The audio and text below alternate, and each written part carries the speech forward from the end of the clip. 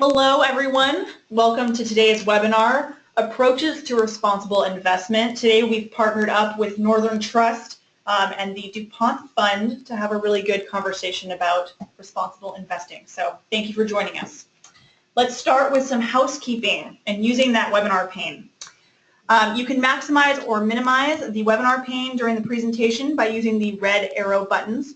During the webinar, we also encourage you to ask questions. You'll see a chat box that you can use to enter those questions. Just type the question and click Submit.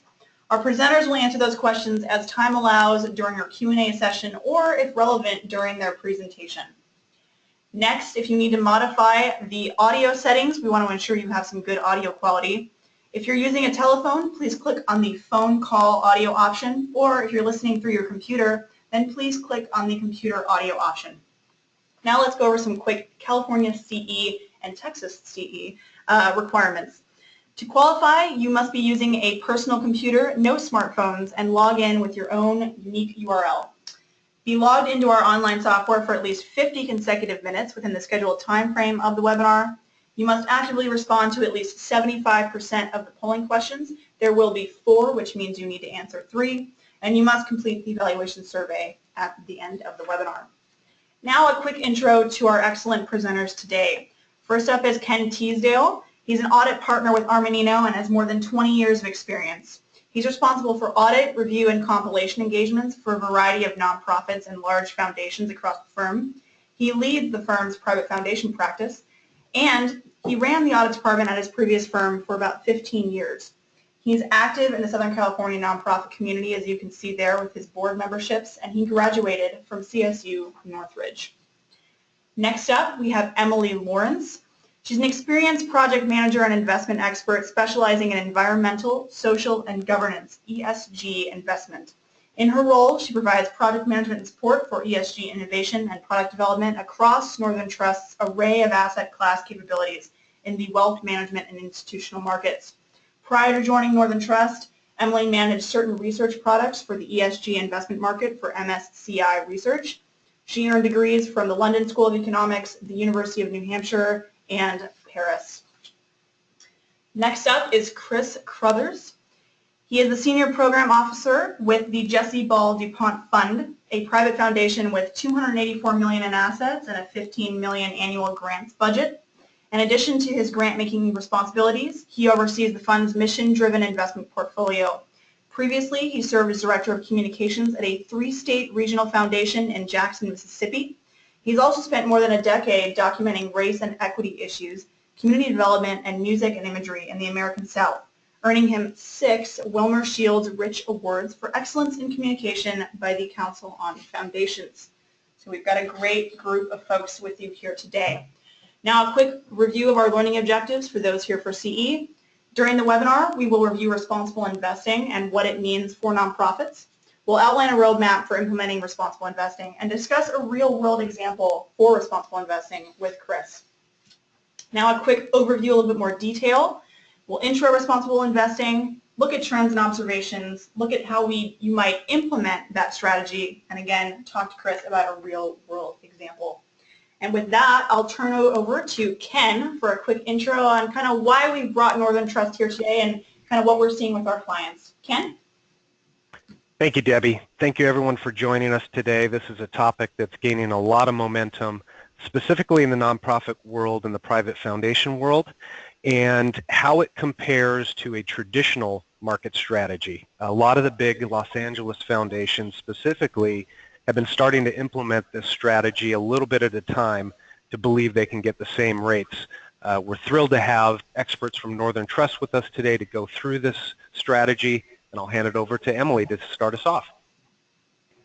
Wonderful. Thank you, Ken. Thank you, Debbie. Thanks to Armanino and to Chris and the Jesse Ball DuPont Fund for collaborating on this webinar. As Debbie mentioned, my name is Emily Lawrence. I am a senior ESG investing product specialist here with Northern Trust. Northern Trust has about 25 years of experience implementing responsible investing strategies. We work with our clients and partner with them to help them in their journey as they consider what responsible investing approach is the right one for them. working from conceptualization through implementation. And our approach to responsible investing is informed by our own corporate social responsibility footprint, which includes our own proprietary community investment activities. So again, thanks all for joining, and I'm excited to be a part of the conversation. All right, Emily, let's start with the basics. What exactly is responsible investing? Well, Ken, I think that's a really important place to start. If you move to the next slide, just to put things in perspective, when we talk about the responsible investing market in the United States, we're talking about 1/5 of the funds that are in professionally managed assets here in the U.S. So it's a fairly sizable market here. And we use a lot of different terms to describe it. We'll use responsible investing, we'll use ESG or SRI or impact or mission, program-related investments, and that can create some undue confusion. I think sometimes we use them interchangeably when, actually they are somewhat different. So starting off with a fairly broad view, we start with the United Nations Principles for Responsible Investment definition. And for those who aren't familiar, the UNPRI is a coalition of asset managers, asset owners, and consultants, which is geared towards the adoption of environmental, social, and governance criteria into investment and ownership decisions. That definition is here in front of you, and it really recognizes the relevance of environmental, social, and governance factors not only to the investor, but also going back and informing the long-term health and stability of the market as a whole. If you move on to the next slide, looking at our specific view of ESG, which is a pillar under the responsible investing header, our investment thesis is that ESG analytics, environmental, social, and governance analytics can complement quantitative or fundamental investment techniques so as to mitigate risks or capture new opportunities.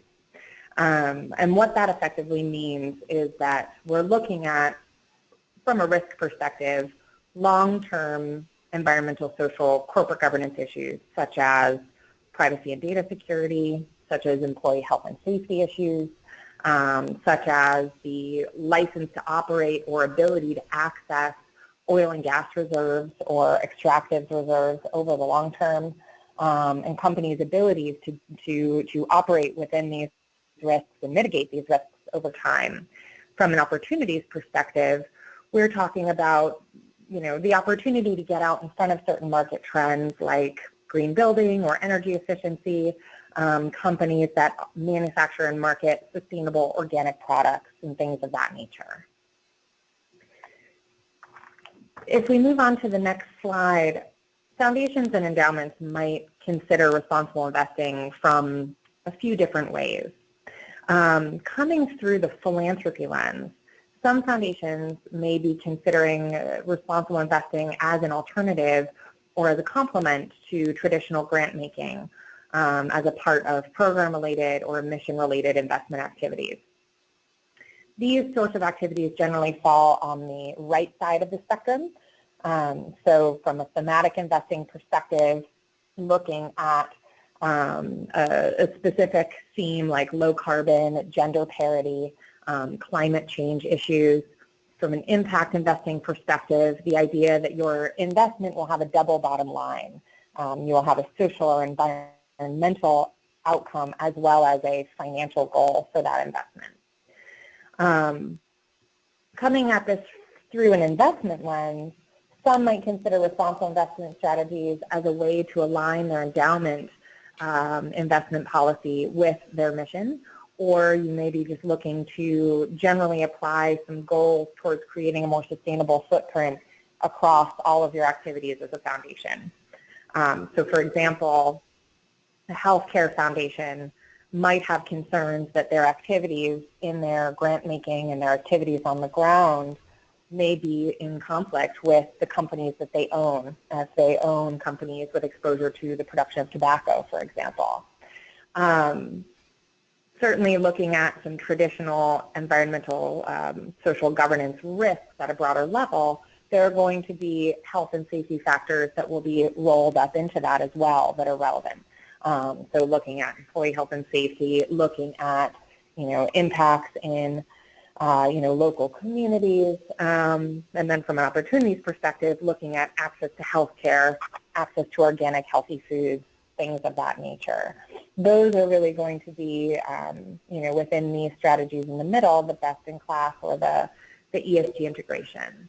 And really, a lot of investors end up applying a combination. So they may screen out tobacco, as I mentioned in this example, from a negative screening perspective, but then apply a broader ESG risk analysis to the rest of the portfolio that remains. Perfect. Thanks, Emily. Let's go on to polling question number 1, kind of get a feel for how everybody is doing today. Wake you up. In case you've been maybe drifting off. Pay attention, guys. This is good stuff. So first question, again, there will be 4, so if you're here for CPE, make sure you answer at least 3. First is, how would you describe your knowledge of responsible investing? So we've kind of gone over a little bit, but A, are you a novice? B, it's pretty sufficient, or C, it's substantial and you really know what's going on and you could have a really good conversation with Emily and Chris right after this webinar. Make sure you get those answers in, and we'll be sure to close the polls in 3, 2, and 1. And it looks like about half are pretty novice, the other half about pretty sufficient, and a few substantial knowledge folks out there. So Emily, does that seem about right and kind of what you're seeing in the community? I would generally agree with that. I think there's a real spectrum of knowledge and certainly a number of foundations that are implementing responsible investing strategies today, and a number who are looking to get started and consider all of the options. So that rings true with me. Perfect. I would agree with that as well. My clients are just starting to scratch the surface of this strategy and look into it and see how it might relate to their mission. Emily, I got a question for you. Are you seeing agreement amongst foundations in how they are approaching responsible investing? So, looking at the trends of, what's really pushing this forward, if we move on to the next slide, there are different reasons why foundations are going to be looking and considering responsible investing. The U.S. Forum for Sustainable and Responsible Investment, which we refer to as USCIF, reported that assets under management in the U.S. in responsible investing strategies for 2016 was $8.72 trillion. And that's about 1/5 of the U.S. market for professionally managed assets that I mentioned earlier. And that number rose 33% from 2014 to 2016. And there was, between 2012 and 2014, a 77% growth in assets going into responsible investing strategies. So we're seeing substantial interest and a significant trend upwards in organizations and entities that are moving in this direction. Growth is being driven, I think, firstly, just by greater awareness and then the greater accessibility of responsible investing capabilities within the marketplace. So, we're reading in the news about different organizations, pension funds, universities, and what have you, that are applying these sorts of approaches to their investment capabilities. Certainly, asset managers and portfolio managers are working to build out capabilities to facilitate that. We're also seeing foundations taking a step back and considering how do they apply their values and their mission broadly across, all of their activities. So, this is sort of a good opportunity for them to consider not just how do we do this in our investing universe, but how do we consider our mission and our goals within our relationship with our vendors and our partners, with our relationship with our, portfolio managers and the organizations with whom we, operate and collaborate. Another trend that's significant is the engagement of millennials, in particular around considering the social and environmental outcome of an investment strategy. We've seen this particularly at the university endowment space, where millennials have been very engaged in pushing their universities to consider divestment from thermal coal or to consider climate change issues as part of their approach to their investments.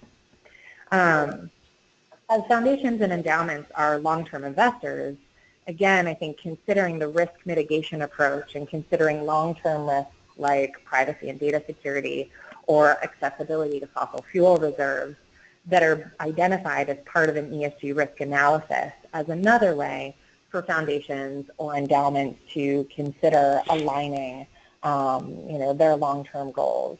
Particularly in the equity space, long-term investors can bring to bear shareholder mechanisms like engagement and proxy voting to generate positive improvements over a long time horizon. And they can do that taking environmental, social, and corporate governance factors into account. For private foundations, according to USIS, again going back to their 2016 report, about $63.6 billion in assets were incorporated in responsible investing strategies. And the key criteria for the private foundation space are tobacco, production of military weapons, and repressive regimes, but some areas of growth and areas of emerging focus for foundations related to agriculture and natural resources, consumer lending practices, and climate change. Now, going back to the key question around performance and risk mitigation, one key issue that we talk about a lot is the idea of whether applying an ESG focus to your investments could impact your responsibility as a fiduciary, could impact the performance of your portfolio. As foundations are coming at responsible investing from different angles, they will have different desired outcomes and plans for different sets of strategies. So for some organizations, a mission-related investment or a program-related investment may have more weight on the social environmental impact or return, as it were, and less concern with making substantial returns on your investment, maybe just more focused on return of your principal. Whereas foundations, looking at this from an endowment perspective, particularly for foundations that really rely on the returns of their endowment for their operating budget, aligning performance objectives and long-term goals from that perspective are going to be really important. There's been some interesting studies put out over the past few years around the way that environmental, social, and corporate governance risks can complement or in some cases enhance portfolio objectives.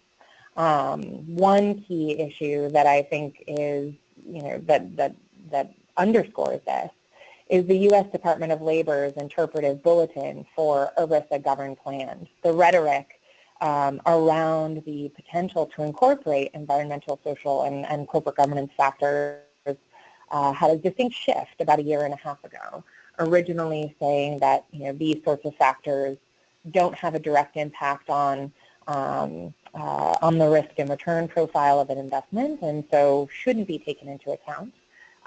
That rhetoric has now been changed to say that in some cases, environmental, social, and governance factors may have an impact on the risk and return profile and may be taken into account as part of a prudent analysis.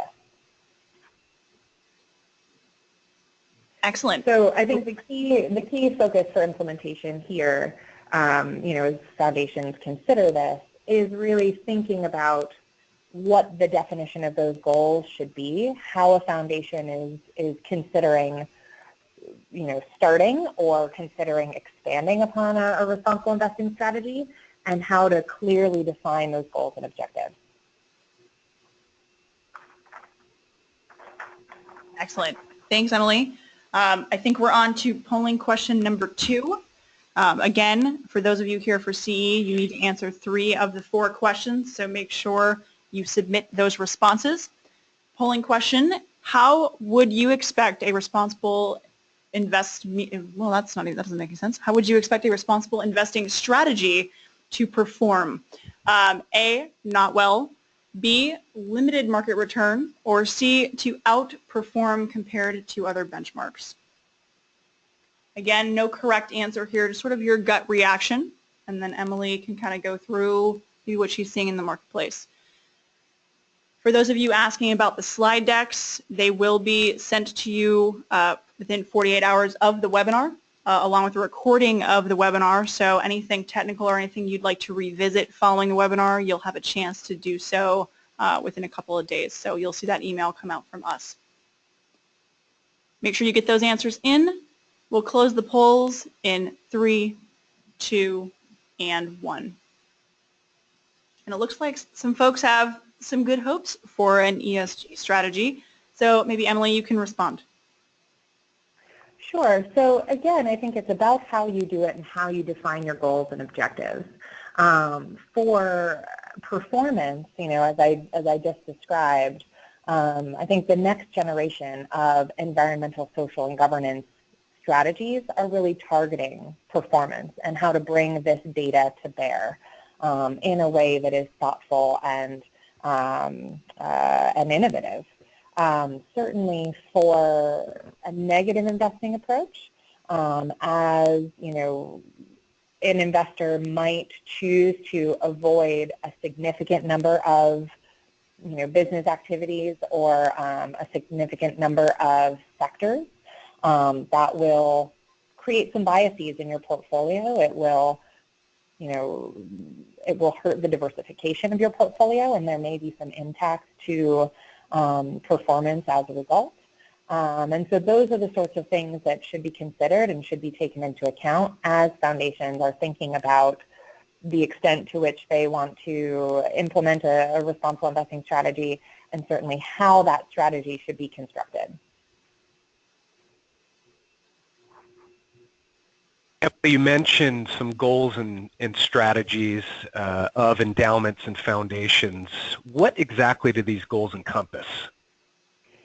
So, Cam, they're going to be multifaceted, and they cover, really the span of everything that, you would consider for any investing strategy. You should take into account the social and governance goals, the environmental goals of what you're looking to achieve. What is driving your interest in, considering a responsible investing strategy? Are you answering the initial question that was put before you? But also having consideration for your performance goals, your fiduciary duty, and again, looking at the difference between, how are you planning on, are you approaching this from a grant-making perspective? Are you approaching it from a from an investment perspective? Some may be more focused on targeted divestment, and that's just, the approach that makes the most sense for them, or finding a really targeted, specific mission-related opportunity. Others, that may not work for them. So with all of these various things to consider, I think foundations sometimes can find it a challenge to really know where to begin.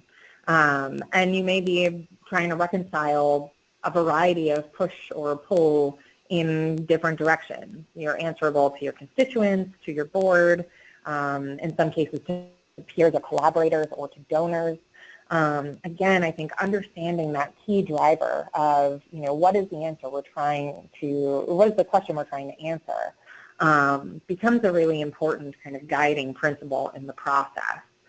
Additionally, some foundations are operating under constrained, resource capabilities, and so have a hard time, dedicating resources to digging into, a new, educational endeavor, or may have a hard time shifting from long-standing activities to, a new approach.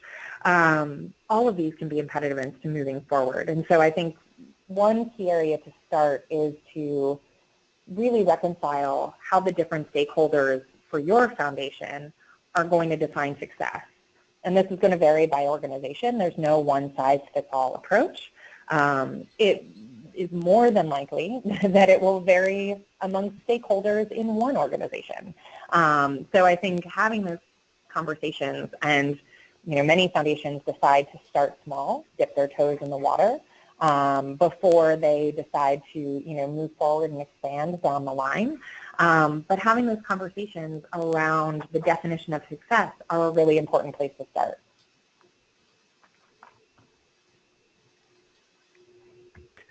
Given that there's a lot to consider, obviously, and a foundation might be interested in this type of strategy, how do they get started? So working with those different stakeholders within the organization is one key place to start, and there may be differing views coming from your financial committee or different committees on the board, the teams overseeing your grant making or donation activities, other constituents that are starting this conversation. I think there are a lot of resources that can be brought to bear for foundations who are considering this. Firstly, as we're seeing a lot of conversation in the marketplace, and we see a lot of foundations that are, moving from, sort of the discovery phase to implementation, or from initial implementation beyond, there's a lot of opportunity to collaborate and get peer education, speaking to peer organizations or industry groups, looking at the resources that are put together by organizations like USCIF. USCIF has a report on their website focused on private foundations. It lists off a number of foundations. It's a little bit dated. It's from 2014, but it lists off foundations by, what they're doing from a community investment approach, what they're doing for mission-related investment or program-related investment, what they're doing from ESG integration and a risk-related approach. That can be a good place to start to get a couple of kind of case studies and provide you with a little bit of structure how to have that conversation. But I think, again, going back to foundations who are, where this is outside of the realm of their expertise, or, where they don't have enough resources to really dedicate to bring to bear here, the partnership with your advisors and your portfolio managers can also be a really powerful tool.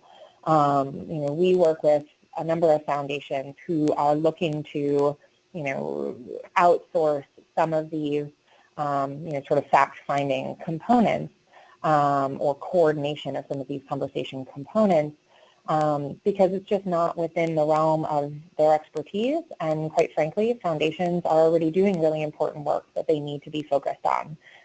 So bringing in additional expertise is important. I work with our clients to help facilitate that educational process. We support that conversation around defining success, and we're a sounding board for those various, questions to ask around fiduciary responsibility, around performance, around aligning your mission and different ways to do that within your investment capabilities. So we work with a number of different foundations who are all along the spectrum of considering responsible investing. And, from the sort of educational fact-finding phase, from implementation, on down to embedding this wording into your investor policy statements, or providing, talking points on what your rules-based methodology, your rules-based approach actually means, so that foundations are empowered to go back out and use those talking points with their constituents, their donors, where they're getting questions. I think increasingly, for a variety of reasons, foundations are considering how they can best align their missions with their investments, or, as I said earlier, all of their various spheres of influence. I think there are a lot of considerations to take into account, and certainly shifting an investment strategy, particularly one that's embedded and long-standing, may seem like a barrier to entry, but there are resources out there and capabilities out there to help support foundations as they go through this thought process to help navigate that space. So I think as we've seen a significant uptick in assets moving into responsible investing strategies, over the past few years, I think we'll continue to see that, and I think we'll continue to see that uptick, powered by foundations and endowments. Excellent. Thanks, Emily. Let's go to our third polling question. Question is, which approach most resonates with what you are considering? Is it A, you're avoiding investing in issues that conflict with your mission? B, you're investing in organizations with environmental, social track records? Or you're investing in organizations based on a particular focus, for example, climate change, diversity, inclusion, those types of issues. Again, if you've missed a question just by chance, please make sure you answer this one. You'll need to answer 3 of the 4 polling questions for CPE credit. Make sure you get those answers in. We'll close the polls in 3, 2, and 1. And it looks like a pretty even split across the board. And Emily, I don't know if that's kind of consistent with what you're seeing on your side of things as well. Sure. I think that speaks to the way that different foundations are looking at this from very different lenses. As I said earlier, there really is no one-size-fits-all approach, and that can be, that can be a little bit, of a barrier to entry if, there isn't kind of an easy way forward. And yet, I think that speaks to the diversity of foundations, the diversity of the ways that they are, operating with their mission and how they interact with the community, and that translates back into how they want to consider aligning their mission and their social and environmental footprint with their investments. Excellent. And I think now we can turn it over to Chris for some real-world examples with the DuPont Fund. So Chris, you're up. Thanks, Debbie, and thanks, Ken. Emily, again, thank you for a great setup. I really appreciate all the kind of breaking down of the terminology. It gets to be alphabet soup after a while when you're, a program person working at a foundation trying to make grants. Navigating the financial side of it has always been kind of a little bit of a challenge, but Emily, you did a fantastic, masterful job of setting that up for us. So, Emily also mentioned something that there's not a one-size-fits-all approach, and I guess to really understand where we come from, you have to understand a little bit about the fund. I won't go too deep, but there's a few things you need to know. One, we're a trust under a will. So when Mrs. DuPont passed in the 70s, the fund was created out of her will as a trust, and we operate going forward. She had 5 areas where she lived that the fund really cares about. We have grantees all over the country, but there's those 5 core communities, we call them. We have clusters of grantees. So the Jesse Ball DuPont Fund is very committed to place. And we have this long-term relationship with about 320 nonprofit organizations, religious institutions, and independent schools, as well as institutions of higher education. That deviates some from a lot of foundations. I think if there's a criticism of foundations, they don't stick with groups or projects for a long period of time.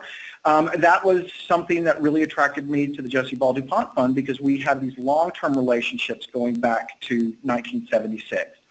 So we have the 5 core communities that I mentioned. 3 are urban, metro, and 2 are rural. Each community possesses different challenges and opportunities. So, for example, one of our priorities at the foundation is affordable housing. When you think about our grant budget, and as was mentioned at the beginning, we're roughly about 280 some odd million under management. That gives us about a $15 million grants budget annually. So when you think about all these challenges that these communities have, the 3 that I mentioned, the 3 urban and the 2 rural, plus all those that are dispersed throughout the nation, each community is different and has different needs. With a limited grant budget of $15 million, it was really difficult to realize impact strictly through grant making, especially around big ticket items like affordable housing, preservation, and development. So the amount of our grant making pool compared to the size of the problems was really kind of inadequate. And we started looking at what are alternatives to grant making? What can we use that's at our disposal? So the trustees and staff really began a learning journey, and we like to describe ourselves as a learning organization. It's something that's really embedded in our institutional DNA. So we may not always move quickly on things, but we learn a lot over the process. So it started around 2009 for us. We attended a conference, I think that was hosted by the PRI Makers Institute. That was our first step of learning. We invited experts in the field to lead trustees on learning days around responsible investing. We developed investment policies that included both mission-related investments and program-related investments. And just to be clear, mission-related investments would be those that would be invested by our advisors,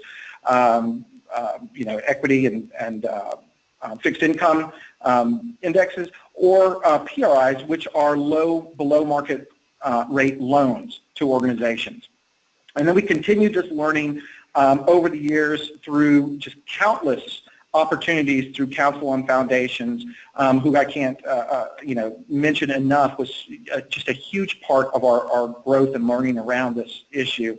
And then the Mission Investors Exchange was an invaluable resource only. And I need to also preface that that we, just like Emily said, there's no one size fits all. We don't couch this conversation for responsible investing in ESG, because there's a big gap for us in that, which is community assets, which is something we really want to kind of focus on as far as our priorities, building community assets. So we really talk about mission-related investing, but I will zero in on responsible investing there. And I'll talk a little bit about what it looks like, but we did, as far as mission-related investing, but we did create a $10 million pool that the trustees allocated out of our endowment for program-related investments, and these take the form of debts and loans to organizations. And we really treat our PRIs like cash, and staff manages and evaluates the program and then reports loan balances and interest payments to our custodian, our financial custodian. The mission-related investments is a relationship with our investment advisor where they make recommendations to the trustees. We kind of analyze the recommendations and accept or deny. So that's how the process works for us. Thanks, Chris. What are some of the goals of the Responsible Investing Program at the Jesse Ball DuPont Fund? Sure. So I think the overall goal that we're trying to achieve is trying to align capital with our mission.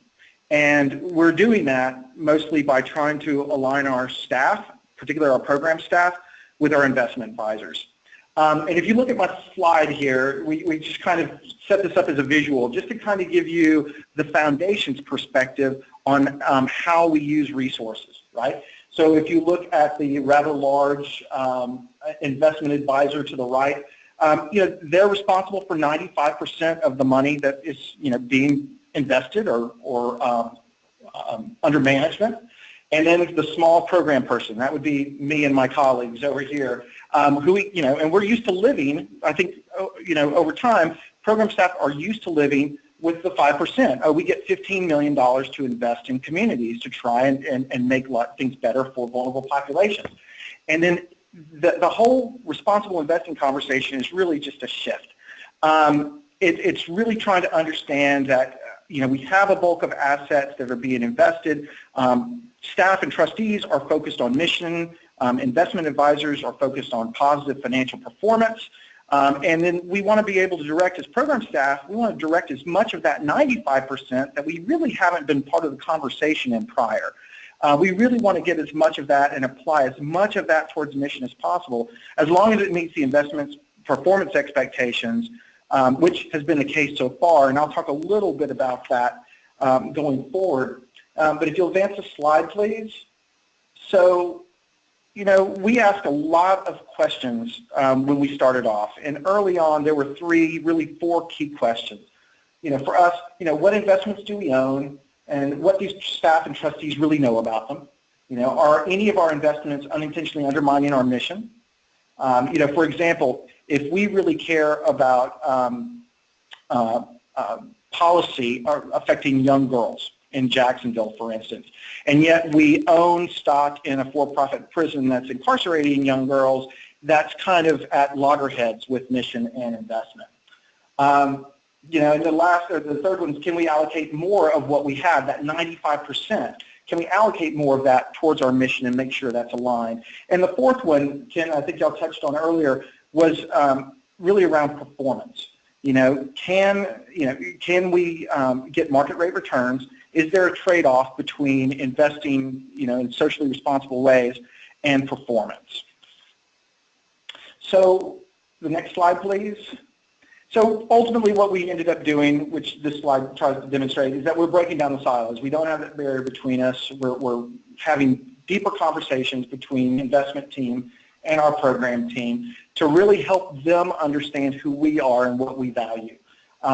You know, otherwise, you know, they'll still be in their silo, we'll be in ours. So, you know, we really get an understanding, and that they understand that we're interested in the preservation and development of affordable housing. We want to help grow the renewable and sustainable energy sector. We want to help create jobs and enterprise development. We're really interested in building community facilities, particularly for nonprofits and communities that we care about that serve low-income communities. So over the last 18 months or so, that's really what we've been working on, is trying to break down those silos and, again, helping us to achieve our goal of aligning our capital with our mission. Excellent. Thanks, Chris. I'm going to stop you for just a second and go to our fourth and final polling question for those here for CPE. Chris has kind of talked through some of his challenges kind of early on. What is your biggest impediment to implementing a responsible investing strategy if you're considering one? A, is it concerns over performance? B, lack of resources for education? Chris mentioned, you know, he'd worked with the Council on Foundations, some others, but maybe you weren't aware of those resources or just don't know where to start. C, your inability to define the right approach. Or D, you're not sure. It's something, but you just don't know why you can't get started. And again, if you've missed any one of these questions, please make sure you do answer this one. And we'll close the polls here in 3, 2, and 1. And it looks like, and maybe Emily, you can jump back in here, but about 43% say it's a concern over performance, and then just some basic inability to define the right approach. Sure. I think around defining the right approach, you know, sometimes it's even just as simple as, you know, we have a mission and it's clearly defined and you know, we want to try and implement it. But within different stakeholders, they'll interpret that mission or the way to implement that mission differently. And so just harmonizing the needs of the various stakeholders can be a challenge. Concerns over performance, I think, is an interesting one because, again, you know, we go back to the assumption that you know, responsible investing strategy necessarily requires a trade-off on performance, which you know, I think in some cases, you know, you'll see different you know, impacts on performance for you know, certain strategies than you would with others. And so again, it's about having a really careful, considered approach to the types of goals that you're trying to target. Those goals, you know, being holistic and comprehensive of your investment strategy to define what the right way is for you to move forward. Excellent. Okay, Chris, you really synthesized what some of the goals are that you're facing, that you're looking to achieve. So now let's get specific. If you could share with us what the Jesse Ball DuPont Fund's Responsible Investing Program actually looks like. Sure. So just, and this will be real quick, it's broken down this way. So since 2012, when we made our first mission-related investment, you'll see there on the left side of the slide, that kind of gives you our timeline. We've invested a total of $51 million in mission-related investing between 2012 and 14. You'll notice that in 2016, we rebalanced the portfolio, so there was a $4 million withdrawal. So, you know, at the end of the day, we have invested, you know, $51.3 million in what we call our mission-related investment portfolio, which includes public equity and fixed income.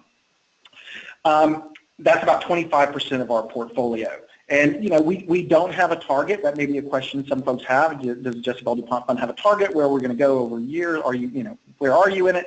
And we really don't. You know, it's baby steps for baby feet for us, and we're just trying to, we're in that process of understanding and learning what we own. We've been lucky enough to get into, have 3 recommendations that really worked well for us. Can that increase? Absolutely. Will it? Maybe, in the next year, maybe 2 years, 3 years, we don't know for sure. But right now, about a quarter of our portfolio is invested responsibly. We also, I mentioned early on, we're very focused and committed to place. And that's where the program-related investment part of our responsible investing comes in, because we can really target those investments in those core communities. So as I mentioned earlier, the trustees allocated $10 million. We've invested and committed about 5.2, a little over half, through 8 PRIs, mostly to community development financial institutions in those core communities. And the focus on that, again, is preserving and developing affordable housing as well as community facilities and renewable energy. Great, thank you. So here's where the rubber hits the road. How does your fund measure and evaluate its responsible investing program? Sure, and I think, it's my opinion, I think that's one of the most difficult pieces to really get your head wrapped around and really zero in on what are the processes and the report's going to look like. There are foundations much larger than us. We're not experts, but there are foundations like Annie E. Casey that do a tremendous job, and they, we've taken a page from their book and, borrowed stuff from them and from others. And you'll see this is an example of a visual dashboard we created for our trustees. So the staff tracks the financial and the social indicators for all of our MRIs and PRIs. You kind of get an idea what the dashboard looks like, and we share those with the trustees at every board meeting so they know exactly where we are. I can tell you this, that because of our investments through program-related investments with community development financial institutions, they're so used to reporting to the Fed on what their outcomes are that it is a lot easier to be able to look at impact and results through our PRI program than it is through our mission-related investing or responsible investing program. However, the Global Impact Investing Network, which is a great resource, they've released a series of indicators. They call them the IRIS indicators, which tracks measurements and indicators over time, and you can pull those in, which we did. We looked at which ones they had numbered and made available, and we incorporated that into our measurement and evaluation piece of our responsible investing. And where there are gaps around where our fund's priorities are, we just added the metrics that didn't exist at the time. So you kind of, over time, will be able to keep these matrices updated and learn over time what these investments are doing through our equity and fixed income investments. Almost, maybe not quite to the extent that we can with our loans and our program-related investments, but we're trying to get there. And, we're working hard to do it. We're still not there yet. Like I said earlier, we're still trying to understand, exactly what do we own, and is there anything undermining our mission? But we're trying to track. And the good news is that since it started in 2012, we've been able to start measuring since inception. So we're not losing any time. And I want to make one quick point on this slide before we move off.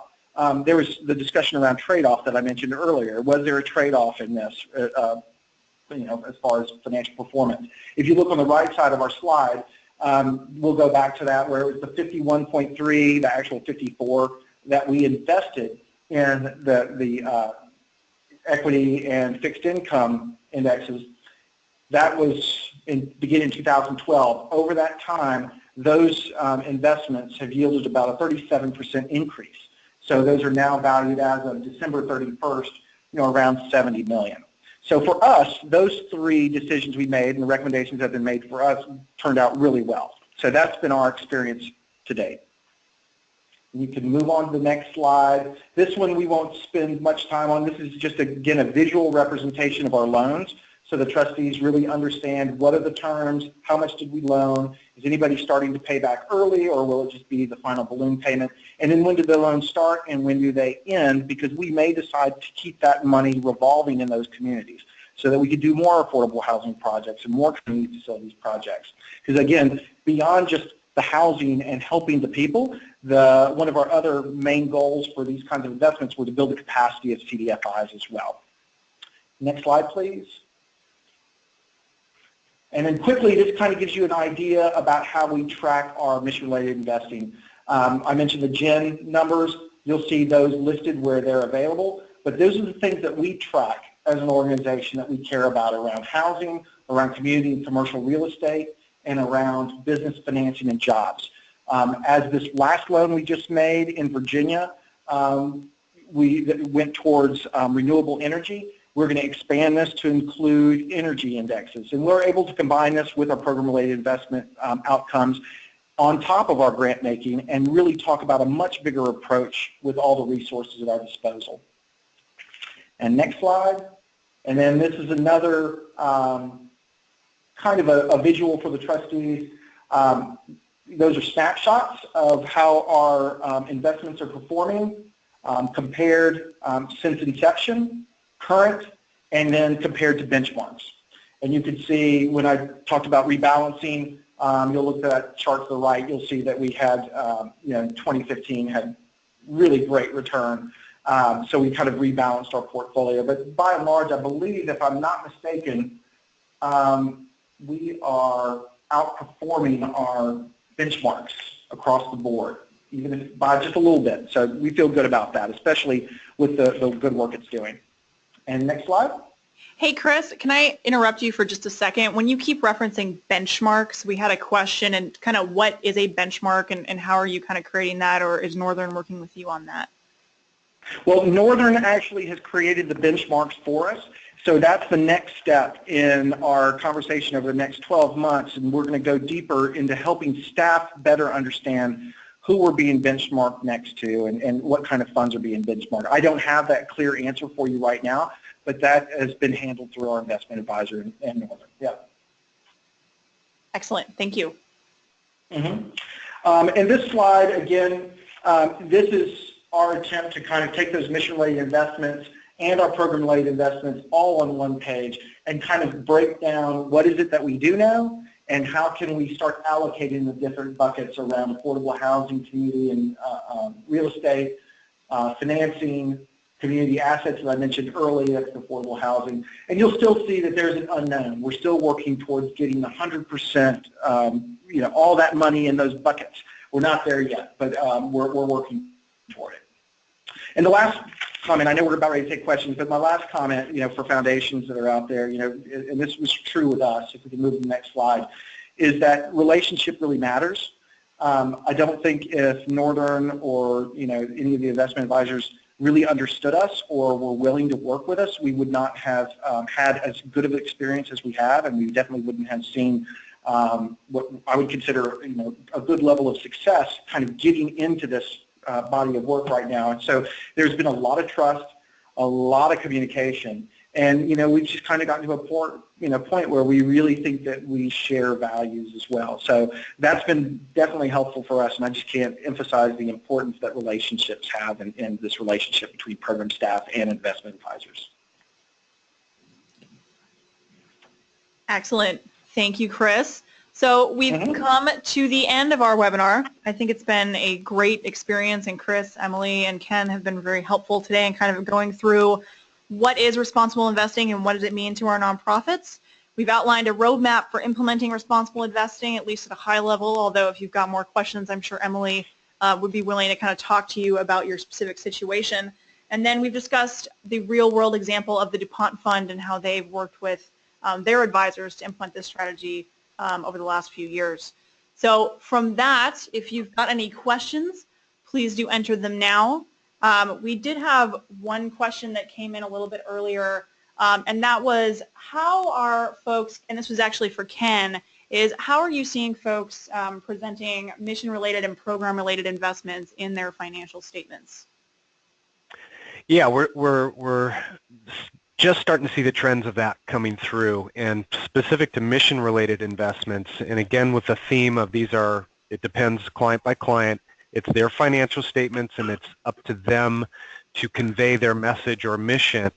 On mission-related investments, we would probably describe it a little broadly as to what strategies they're involved in and specifically what markets they're involved in on mission-related. Now, it's a little different for program-related expenses. My clients have wanted to actually break out a separate footnote and disclosure in the financials to talk about if they're in one or several program-related investments, what the dollar amounts are, what the expected returns are, and just the overall terms. They really want to highlight that to show that they are involved in program-related investments because that's just starting to get on the forefront of some of the mission-related strategies of the foundations that I work with. Excellent. And there was a question actually for Chris. How many advisors does the DuPont Fund have? Probably in different areas, but maybe working with Northern or some other folks, kind of who do you work with outside of the fund? Okay, well, really, I think I probably was being kind of vague on the phone, but we have one investment advisor, and that's Northern Trust. Got it. And maybe, Emily, this is a good question for you, actually, but how do you go about, and the best investment advisor out there, how do you go about selecting that advisor and kind of who to work with and who might work best with you? Well, I think to Chris's point, a lot of it has to do with the feel and the communication and establishment of trust and understanding. As foundations are looking at, their footprint, their area of focus, and their mission, particularly related to environmental, social governance criteria, responsible investment criteria, I think you want to feel confident knowing that the investment advisor you're working with is going to perform well along the financial dimension. I think that's the foundation. But also as an organization that is going to share those types of those values and that will have a mission focus. So again, it will be different for everyone. I think everyone is going to have, each organization will have a different sort of feel for what they're looking for in an investment advisor. But certainly, particularly when it comes to ESG expertise, I think understanding the way that the corporation from the top down or the investment advisor from the top down values these issues, how they translate that into their responsible investing strategy, and how their, the robustness of their use of responsible investing data to bring to bear into the investment process. Excellent. And Chris, did you have anything to add? I know you kind of talked through why you chose Northern, but anything to add would be great.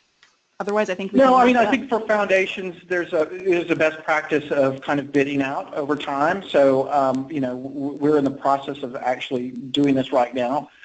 Because you don't know what you don't know, right? And I think a lot of going through this process just recently, I think that Emily's absolutely right. There's the mix of financial performance. What's your experience and what historically what have you been able to do? But then we added for the first time a whole section on mission investing and asked a bunch of questions around that. What does how much staff do you have? What kind of experience do you have? And then, there was actually some values questions that we incorporated in our RFP. So, for us, it's really kind of, the three things that we care about. What's performance?